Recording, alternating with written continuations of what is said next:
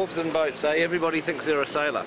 So welcome to our new blog, which is about the logistics of location shooting. We've been travelling pretty much the length and breadth of New Zealand shooting locations for The Hobbit. It's been great to get outside. It's been great to get that texture of Middle-earth into the movie. After many, many weeks of shooting in the studio, we've established our characters, we've established our story, and it was finally time to get on the road and establish the landscapes of Middle-earth.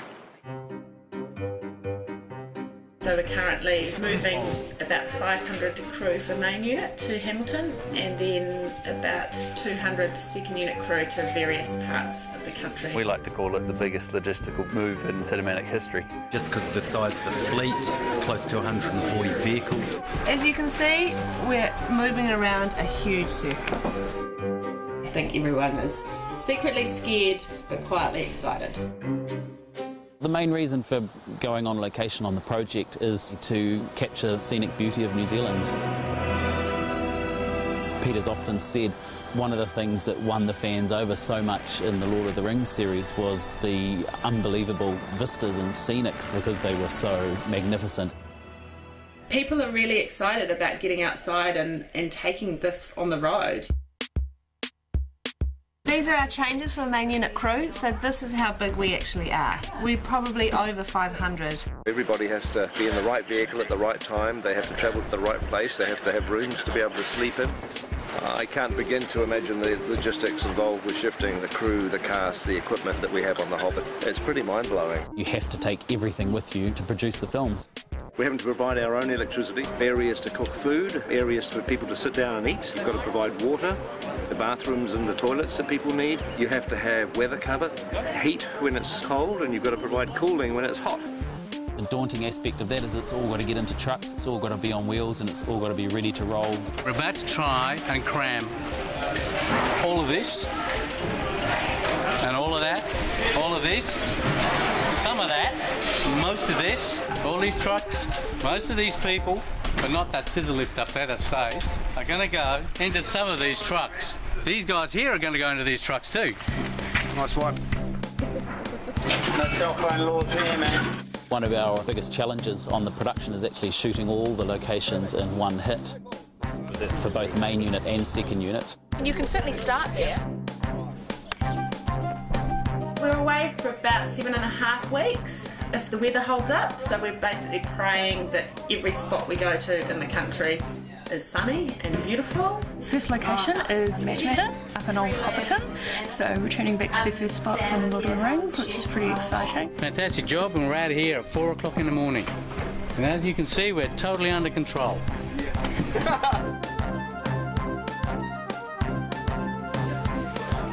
Why aren't you helping? I've got to carry this. We're going to some of the remotest locations of New Zealand, and if there's one thing grips can't live without, that's the latte, soy. That's right.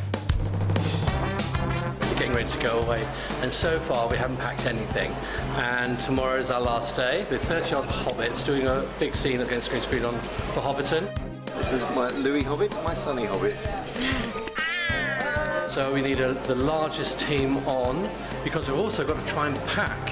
And then they're going to say, where did you pack it, because I'll need it? Where's that wig? Did you put it away? No, we've got to put it on his head now. And we'll all be here till midnight trying to load up the buses because they leave at 4 o'clock in the morning. Be sure to pack scotch, tequila, Wine and beer. A heap of plants. 3 razor blades. 60 kilos of toilet paper. A few artificial trees. Socks. and some Jägermeister. Last day Wellington, so everything needs to move. We've got a stock truck coming in to take our 49 mixed-age sheep, 15 chickens, 9 goats, 5 3-year-old steers, 4 pheasants, 2 Muscovy ducks. We've also got Michael Jackson, the walking chicken, on the lead. We're just going to take you through, get your contracts done. We've got lunch packed for you to take on the road. So just follow me. Oh, your keys are in it? Keys are in it. We've got GPS units installed in the trucks purely so we can watch what's happening as they move up and down the country. If you don't arrive, we can't shoot. Last truck should be out of here in half an hour, and then Hobbiton. Crikey. Just remember, the reason you're on this plane is because you're so valuable to the production.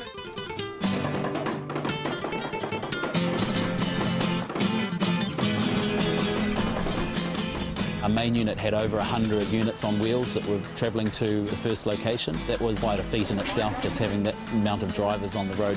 It's all about arrows, it's all about maps and directions. Once we arrive, we get in and it's about an 8-hour turnaround from when the first truck turns up to when the unit base is actually functional for filming. They've got to get these trucks level for working in, got to get them all powered up, and they've got to get them all functioning so quickly. Prosthetics, makeup, costume, catering. It's not just a case of a small crew going into very out-of-the-way places. We're literally occupying the space of a football field. I think it's actually 2 football fields. We moved 7,000 cubic metres of dirt to accommodate everything that goes with making a film of this size with this many people involved. It's very much a mini city. To everyone's amazement, you know, they went home on Friday night in Wellington, turned up to work here on Monday morning and everything's here, parked up in order and looking good and working.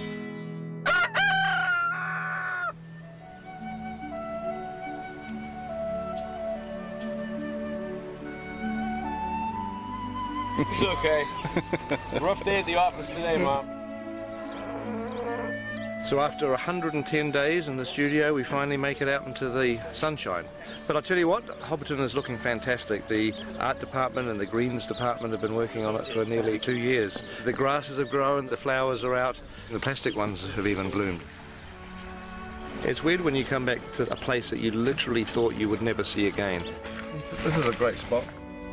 To be standing there with Elijah dressed up as Frodo, it was the nearest thing I think I'm ever going to come to a time machine. This is actually the first time I'm stepping foot down into Hobbiton. I'll never forget that feeling of coming to Hobbiton for the first time. So much time spent in this universe, you know, with these characters, and I keep referencing the fact that I turned 19 when I came to Hobbiton for the first time. 11 years ago. I'm 30 now. I don't know, there's so many feelings of nostalgia and history. We'd been searching pretty much the whole country for this rolling green countryside. We were up here scouting around and found this place called Buckland Road. And sure enough, when we flew over it, we found the round tree, the hill, the lake. It was all meant to be. Of course, then it was a matter of talking to the owners of the land, getting their permission to shoot here and build here. It was a Saturday afternoon during a major New Zealand rugby game that he came and knocked on my father's door. And he said they wanted to make a movie, and my father actually said, Lord of the what? I think I kicked him under the table quietly, but that's how it all started. This time around, they built it for real. So before, all of these Hobbit holes were built using polystyrene. When the filming was finished, they tore it all down. Even though it's been available for tours and, you know, for people to look at it, we didn't have any of the Hobbit holes here. Doing the Hobbit now, it gave us the ability to rebuild Hobbiton out of permanent materials. Materials that aren't going to deteriorate, and we can carry on showing people what's involved in making a movie behind the scenes. It's all, I mean, that's actual rock, stone. It's pretty amazing. Hobbiton is going to stay exactly as it is today, which is fantastic. There's real wood, there's real stone, real bricks, and it's going to be here hopefully for decades to come. Yeah, no, it's a great gift to the people of Metamat, and as Minister of Tourism, I'm all in favour of it, so well done. Some prime real estate.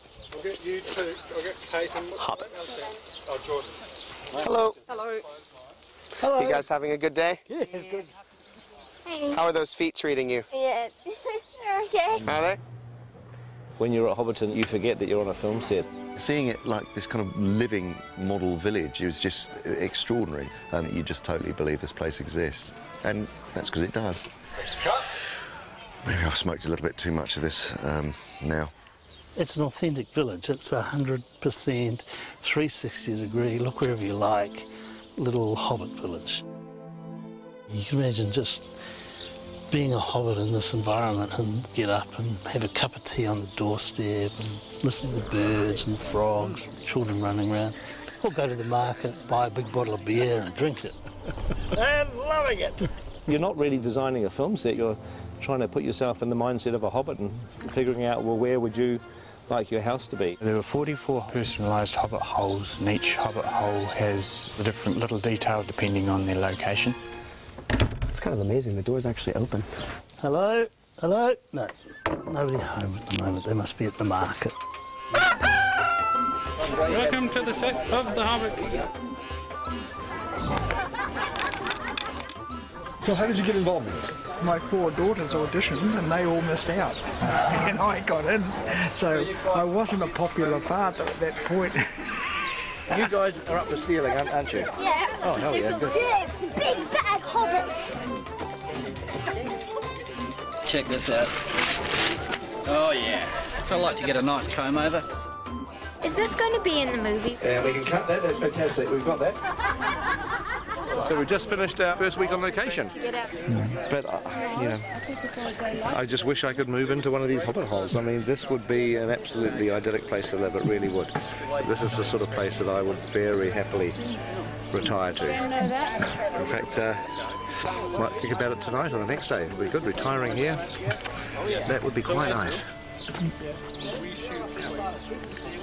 See you. Bye-bye. The end. I hope you enjoyed the first part of our location blog. The second part will be ready very early in the new year. And in the meantime, we've just shot the last shot for The Hobbit in 2011. So it only remains to do one last thing, which is to wish you all a Merry Christmas! Merry Christmas!